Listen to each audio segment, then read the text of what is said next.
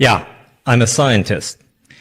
I have spent decades learning science and math, statistics, everything from quantum mechanics all the way to environmental science, biogeochemistry. I'm interdisciplinary. I was a tenured full professor at the University of Ottawa, and I always spoke my mind, and that got me fired. This was before COVID, so I knew what it was like to fight the establishment.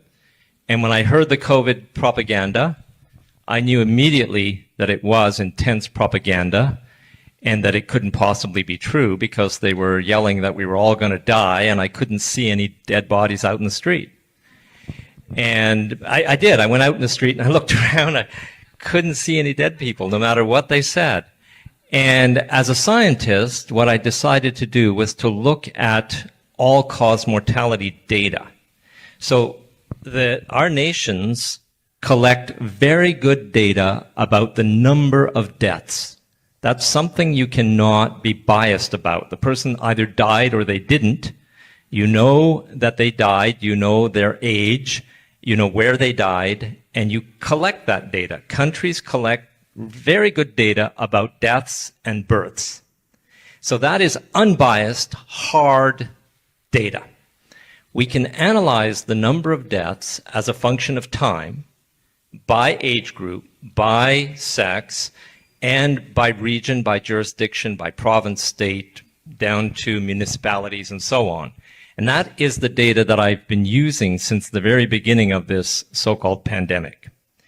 And my research group, we were the first to say, back in an article that was published in June of 2020, that when we look at all-cause mortality data, there is no pandemic. There was a peak of deaths at the beginning in certain hotspots that was directly due to how people were treated in hospitals and care homes. It was quantitatively due to that. There is no, so I can tell you, after 3 years of intense study that we are continuing, I can tell you the following thing. And this is hard scientific conclusions from looking at the data. There was no pandemic.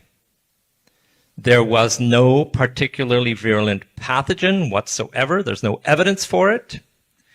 There is nothing that is spreading that causes death. The mortality doesn't cross borders.